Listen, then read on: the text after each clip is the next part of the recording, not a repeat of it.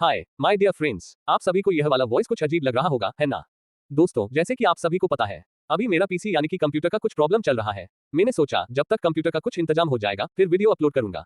लेकिन दोनों स्टोरी को इतनी अच्छी समय में बीच में रोक देना अच्छा नहीं लगा। इसलिए अब बिना कंप्यूटर की सहायता से अब जब तक कंप्यूटर का कुछ इंतजाम ना हो जाए इस वॉइस में मैं मोबाइल की सहायता से वीडियो डाल सकता हूं जब तक कि कंप्यूटर की कुछ इंतजाम ना हो जाए। अगर आप सबको इसी वॉइस से स्टोरी को कुछ दिन के लिए सुनने में कोई दिक्कत नहीं है तो दोनों स्टोरी इसी वॉइस से डाल सकता हूं। ये एक ट्रायल वीडियो है आरव रेबॉर्न फॉर रिवेंज स्टोरी का 1474 एपिसोड का। आप सब एक बार सुन लीजिए वॉइस कैसा है। अगर वॉइस ठीक ठाक लगे तो कमेंट बॉक्स में कमेंट कर देना।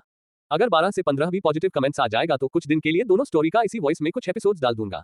अब एक एपिसोड सुन लो। बस उस युद्ध के बाद दिव्य प्रभु क्षेत्र की शक्ति को भी किसी ने नहीं देखा। समय के साथ ये भी एक किंवदंती बन गई। बेशक कई लोग मन ही मन क्रोधित भी थे। जब इतना बड़ा युद्ध लड़ा गया था तब दिव्य प्रभु क्षेत्र की शक्ति ने कोई कदम क्यों नहीं उठाया। येप्पी के चेहरे पर उदासी छा गई। दिव्य सार को इकट्ठा करते हुए उसने गंभीर स्वर में कहा, मेरे लिए सब चुप हो जाओ। सेना में उसकी प्रतिष्ठा बहुत ऊंची थी। इस दहाड़ के साथ वे सैनिक तुरंत सर्दियों में सिकाडा की तरह चुप हो गए, लेकिन उनके चेहरों पर अभी भी आक्रोश था। येप्पी ने सब पर एक नजर डाली और गंभीर स्वर में कहा, टाइडरन शहर में सचमुच भगवान घटचकच एक दिव्य प्रभु क्षेत्र के महाशक्तिशाली शक्ति है। क्या ऐसा हो सकता है कि आप सभी सोचते हो कि दुष्ट जाति की सेना में कोई दिव्य प्रभु क्षेत्र का महाशक्तिशाली सैनिक नहीं है? क्या आप सभी जानते हैं कि दिव्य प्रभु क्षेत्र के महाशक्तिशाली सैनिकों के कार्रवाई करने का क्या मतलब है? इसका मतलब है कि आप में से कोई भी जीवित नहीं बच सकता। अगर टाइडरन शहर नष्ट हो गया तो भगवान घटचकच भी जीवित रहेंगे या टाइडरन शहर के साथ मर जाएंगे, पता नहीं। येप्पी की गड़गड़ाहट जैसी आवाज ने आखिरकार सैनिकों को शांत कर दिया। अब भगवान घटचकच के धार्मिक आदेश का पालन करो। सभी अधिकारी और सैनिक आदेश सुने, पूर्व दिशा में 3 बार प्रणाम करें। येप्पी ने स्पष्ट स्वर में कहा। धप। बात खत्म करके येप्पी सबसे पहले घुटनों के बल बैठ गया। रक्त के रंग की एक रोशनी चुपचाप घने जंगल में गायब हो गई। काली गैस का एक बादल धीरे धीरे एक मानव रूप में संघनित हो गया। सौभाग्य से मेरे पास कुछ आकस्मिकताएं थी, वरना टाइडरन शहर में ये जीवन खोया हुआ माना जाता। हालांकि मेरी चोट बहुत गंभीर है। कई दशकों तक स्वास्थ्य लाभ के बिना मैं शायद पूरी तरह से ठीक नहीं हो पाऊंगा। दुष्ट आत्मा की गुप्त कला मेरे लिए संघनित हो। रक्त के धुंध का वह बादल धीरे धीरे एक मानव रूप में संघनित हो गया। अगर कीटन नहीं होता तो वह कौन हो सकता था? लेकिन वर्तमान कीटन अतुलनीय रूप से कमजोर था, अपनी युवावस्था के 10,000वें हिस्से से भी कम। कीटन ने राहत की एक लंबी सांस ली और धीरे से बुदबुदाया, ये युद्ध वास्तव में बिना किसी कारण के हार गया। वास्तव में ये भी नहीं पता कि प्रतिद्वंद्वी कौन था। अब मैं दुष्ट जाति में वापस नहीं जा सकता। भविष्य में मैं केवल एक अकेली आत्मा रहूंगा। इतनी हार झेलकर अगर कीटन वापस भी लौट जाए तो भी मौत से बचना मुश्किल होगा। आज के बाद वह बस एकांत आत्मा बन सकता था और धीरे धीरे अपनी ताकत वापस पा सकता था। कौन है? अचानक घने जंगल में हलचल मच गई, जिससे कीटन अचानक चौंक गया।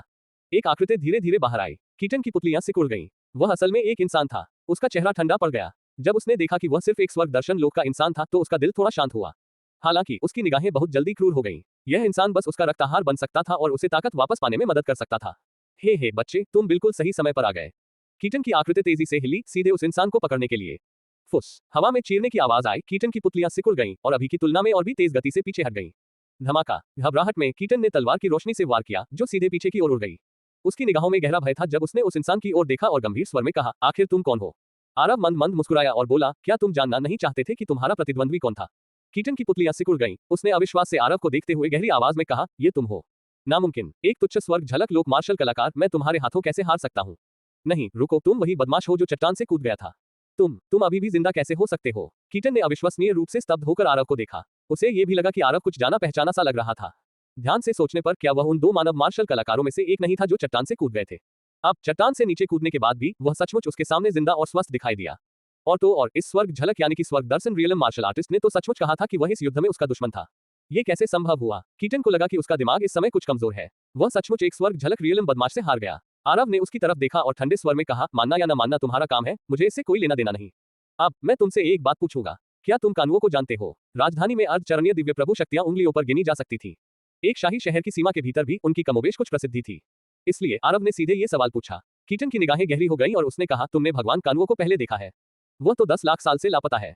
तुम उसका नाम कैसे जानते हो? आरव की आंखें चमक उठी और उसने मुस्कुराते हुए कहा, तुम उसे सचमुच जानते हो? तो कोई बात नहीं। आरव की उस बदनीयत निगाह को देखकर कीटन के चेहरे पर एक डर का भाव आ गया। तुम क्या करना चाहते हो? कीटन कई कदम पीछे हट गया और घबराहट में बोला। आरव ने एक मुस्कान के साथ, जो मुस्कान नहीं थी, कहा, क्या करोगे? अपनी शैतानी आत्मा उधार लेकर इस्तेमाल करोगे? कीटन की निगाहें गहरी हो गईं और उसने गुस्से से कहा, तुम सपने देखो। बात खत्म होने के बाद कीटन अचानक खून के धुंध के बादल में बदल गया और अभी भी भागना चाहता था। लेकिन आरव उससे भी तेज था। एक तारे विभाजन छूटा और खून के धुंध के उस बादल से टकराया। आरव का शरीर विस्फोटक रूप से हिला और सीधे कीटन की शैतानी आत्मा के उस गोले को पकड़ लिया। 10 सांसों के बाद वह राक्षसी आत्मा का गोला धीरे धीरे बिना किसी निशान के गायब हो गया। एक शक्तिशाली अर्धचरणीय दिव्य प्रभु शक्ति आरव के हाथों यूं ही मर गया। आरव ने धीरे से दोनों आंखें खोली, उसकी निगाहों में निराशा के भाव थे। कानुओ 10 लाख साल पहले का एक व्यक्ति था। उस समय कीटन अभी भी एक जूनियर था। वह केवल इतना जानता था कि कानुओ को कैपोन कैपिटल सिटी के नगर प्रभु का आदेश मिला था कि वह एक छोटे से ग्रह के स्थानिक निर्देशांकों की खोज करे। अंत में वह सीधे गायब हो गया। ये गायब होना 10 लाख साल पहले हुआ था। आरव भी कोशिश करने की मानसिकता रखता था, इसीलिए वह कीटन को रोकने आया था। उसे उम्मीद नहीं थी कि उसे सचमुच कुछ फसलें मिलेंगी। कीटन की गति तेज थी, लेकिन वह भी सर गनेक और अन्य लोगों की तुलना में कम थी। आरव के मध्य चरण स्वर्ग झलक में पहुंचने के बाद तलवारबाजी की उड़ान की गति पहले से भी ज्यादा तेज हो गई। बुरी तरह घायल कीटन तक पहुंचना अभी भी आसान था। कीटन के शरीर पर पहचान चिन्ह, उसकी स्थानिक अंगूठी, भंडारण उपकरण वगैरह सब गिर गए। आरव ने लापरवाही से इशारा किया और ये चीजें समेट ली, लेकिन उसने तुरंत जांच नहीं की। उसने बस शांत भाव से कहा, वरिष्ठ इतनी देर से देख रहे हैं, आप खुद को क्यों नहीं दिखाते? एक व्यक्ति धीरे धीरे बाहर आया। उसकी आंखें थोड़ी हैरान थी और उसने कहा, लगता है इस सीट ने आपको सचमुच कमा का है।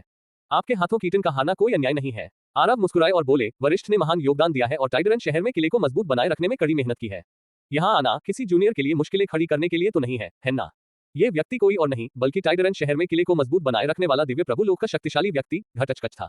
लेकिन आरव ये भी जानते थे कि उनके सामने खड़ा ये घटचकच तो बस एक प्रतिरूप था। उसका असली रूप टाइडरन शहर छोड़ने की बिल्कुल भी हिम्मत नहीं कर पा रहा था। वरना आरव इतनी सहजता से बात करने की हिम्मत कैसे कर सकता था? अगर इस घटचकच का कोई दुर्भावनापूर्ण इरादा होता तो आरव इसके परिणाम भुगतने में असमर्थ होता। वास्तव में जब धूलिन टाइडरन शहर के पास पहुंचा तो उसे घटचकच के अस्तित्व का पता चला। घटचकच की आंखों में आश्चर्य की एक झलक उभरी और उसने आश्चर्य से कहा, अरे लगता है बच्चे तुम वाकई मामलों को गहराई से समझते हो। मुझे आश्चर्य है कि तुम जैसा कनिष्ठ मेरी मानव जाति में कब आया। सचमुच युवाओं से डरना चाहिए। आरव मुस्कुराया और बोला, वरिष्ठ बहुत दयालु है। घटचकच ने हाथ हिलाया और कहा, तुम्हें मुझसे इतना सावधान रहने की जरूरत नहीं है। ये लड़ाई तुम्हारी बदौलत थी। मैं धूमशाही शहर के करोड़ों लोगों का प्रतिनिधित्व करता हूं और तुम्हारा आभार व्यक्त करता हूं। बात करते हुए घटचकच ने आरव की ओर हाथ जोड़ा, जिसे बहुत सम्मान माना गया। हालांकि यह सिर्फ एक प्रतिरूप था, घटचकच एक सच्चा दिव्य प्रभु लोक शक्ति था। ऐसा कर पाना वाकई आसान नहीं था। आरव ने शांत भाव से कहा, वरिष्ठ बहुत विनम्र है। मानव जाति के एक सदस्य होने के नाते मानव जाति के लिए योगदान देना मेरा कर्तव्य है। घटचकच ने सिर हिलाया और कहा, आपके रूप रंग को देखकर क्या यह संभव है कि आप दुष्ट यानी कि राक्षस जाति के क्षेत्र में जाना चाहते हो? आरव ने भी अपनी बात नहीं छिपाई और सिर हिलाते हुए कहा, इस आरव के कुछ निजी मामले हैं, इस यात्रा को टाला नहीं जा सकता। घटचकच ने कहा, क्या आप जानते हैं कि राक्षस जाति की धरती पर मनुष्य सबसे निम्न जाति है जो अमानवीय जीवन जी रही है? ये सीट भी गहराई में जाने की हिम्मत नहीं करता। घटचकच के शब्द अंत तक नहीं कहे गए, लेकिन अर्थ पहले से ही बहुत स्पष्ट था।